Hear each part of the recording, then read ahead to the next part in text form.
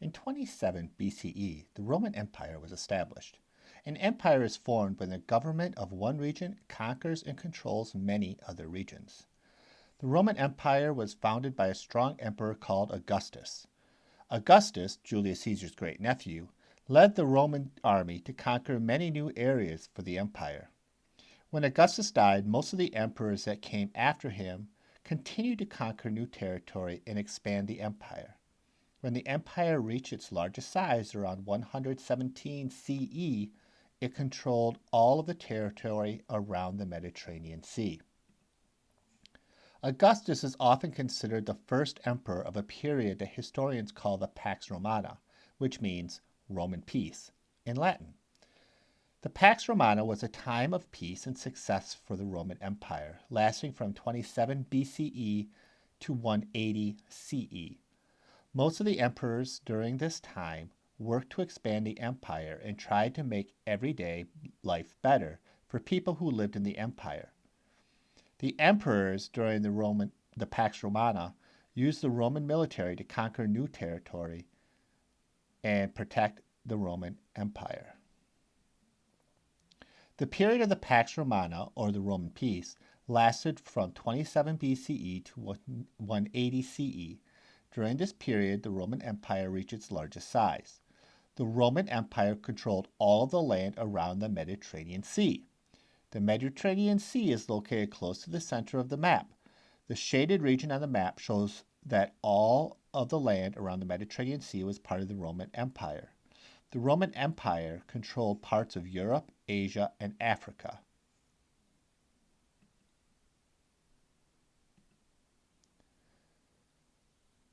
During the period of Pax Romana, the Roman Empire was ruled by strong and fair emperors who protected the empire like Commodus, Hadrian, and Marcus Aurelius. But in the year 180 CE, the empire started to be ruled by weak emperors like Maximinus, who fought for control of the empire and were sometimes cruel to the Roman people. This situation caused a major crisis. The emperors that ruled after the Pax Romana faced many problems because of their actions. Some of these problems were external problems, or problems related to groups outside of the empire. First, Rome grew too big. Some people in Western Europe revolted and formed their own kingdom, splitting the empire into two parts, Eastern Rome and Western Rome. So let's look at this in a different way. Imagine Mr. Reese's classroom as Rome. One day, Mr. Reese decided to conquer Miss O'Connor's classroom. Now Mr. Reese has two classes to teach. This wouldn't be too terribly difficult. He could teach a little bit of social studies and have those kids do some work and then run over to Miss O'Connor's room and tell them to go read a book and go back and forth. That ultimately wouldn't be too difficult. But then he decided to conquer Miss Jacobson and Mrs. Lamont's classes. Now he has to teach 4 classes. That's going to be a little bit more difficult. Finally, he conquers Mrs. Raymond's, and now he has to teach all of 6A. Try to picture one teacher trying to teach all these different classes at the same time. That would be hard. So it's so hard, he's going to hire mercenaries to help protect his land and keep his people, that's you, in line so they're well behaved. The mercenaries are going to be great people to keep all the land in control of Mr. Reese. But the mercenaries are going to work for the person that pays them the most money. They're not loyal to the government. So if Mrs. Lamont decides she wants to overthrow this, she can pay the mercenary in her room a little extra money, and now he's going to be loyal to her.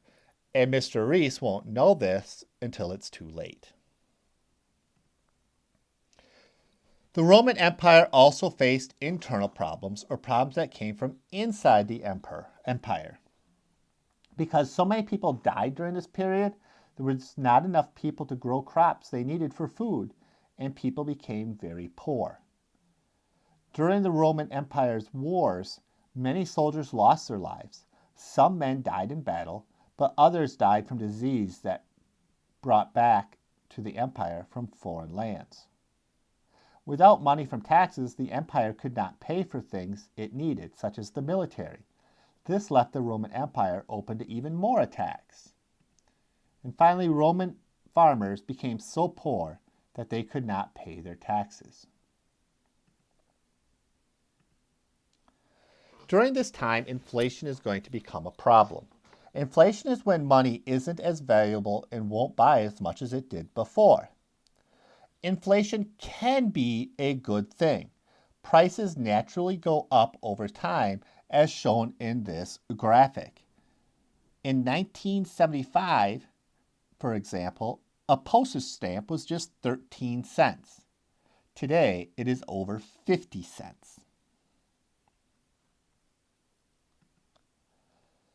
But when inflation happens too fast, people can't buy what they need to pay for their taxes, which leads to very unhappy people, and they can't buy as much food as they might need either. So today's assignment, log into IXL, and there's going to be two assignments. One's called Pax Romana, and one is the fall of the Western Roman Empire. Then I want you to finish your grapes notes. Last week, you should have filled in geography, religion, and achievements. Earlier this week, you should have filled in politics, and you can probably fill in the social class as well. Remember, thinking about social class, the patricians and the plebeians. Today, you've learned about the empire and republic. If you don't remember what those are, go back and look in your vocabulary.